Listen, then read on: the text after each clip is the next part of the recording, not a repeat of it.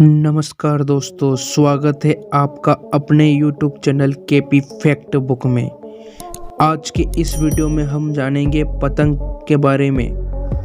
जी हाँ दोस्तों, जैसा कि हम जानते हैं कि भारत में पतंगबाजी का खेल बहुत पुराना और काफ़ी प्रसिद्ध है। भारत के विभिन्न राज्यों में पतंगों को अलग अलग समय में उड़ाया जाता है और साथ ही त्योहारों के रूप में मनाया जाता है। भारत अपने विभिन्न संस्कृति के लिए जाना जाता है। इस दिन लोग पूरे उत्साह से रंग बिरंगी पतंगों को उड़ाते हैं और आसमान भी इस दिन पतंगों से भर जाता है। साथ ही आपको बता दें कि भारत में प्रत्येक वर्ष अंतर्राष्ट्रीय पतंग महोत्सव भी मनाया जाता है।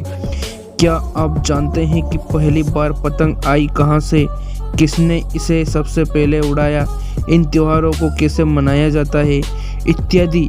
तो आइए दोस्तों, इस वीडियो में हम आगे जानते हैं पतंग के बारे में।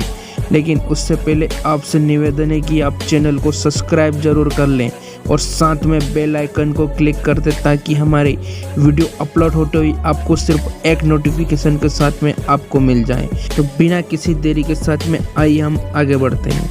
पतंग का इतिहास लगभग 2000 साल से भी अधिक पुराना है। हालांकि पतंगों की उत्पत्ति या इतिहास के बारे में कोई लिखित वृत्तांत नहीं है।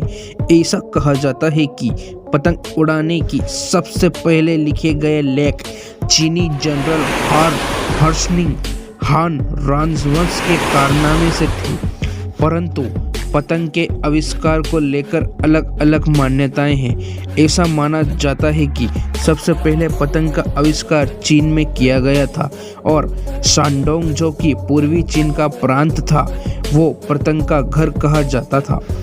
एक पौराणिक कथा से पता चलता है कि एक चीनी किसान अपनी टोपी को हवा में उड़ने से बचाने के लिए उसे रस्सी से बांध कर रखता था और इसी अवधारणा से पहले पतंग की शुरुआत हुई थी।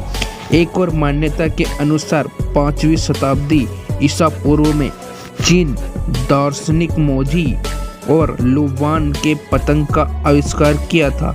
तब बांस या फिर रेशम के कपड़े का इस्तेमाल किया जाता था पतंगों को बनाने के लिए।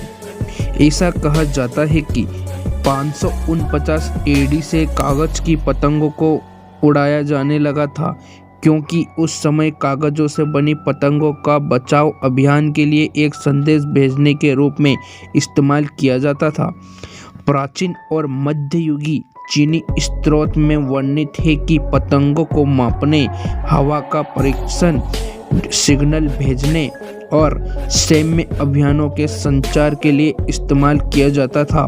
सबसे पहले चीनी पतंग फ्लैग यानी चपटी और आयताकार हुआ करती थी।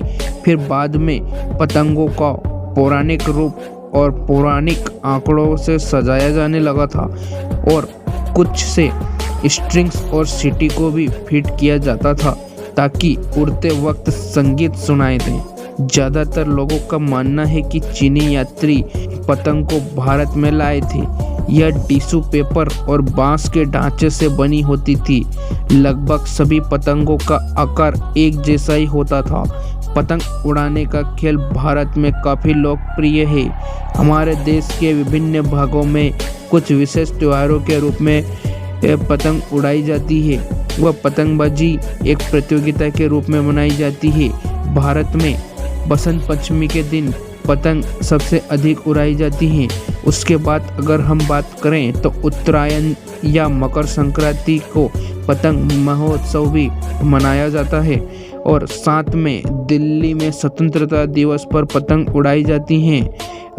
हालांकि पतंग उड़ाने की शुरुआत कब और कैसे हुई, इसके बारे में कोई लिखित लेख नहीं है या इसके लिए कोई इतिहास को लेकर अलग अलग मान्यताएं हैं, परंतु भारत में विभिन्न त्योहारों और कई अवसरों पर पतंग उड़ाई जाती हैं। दोस्तों, आपको ये वीडियो कैसा लगा?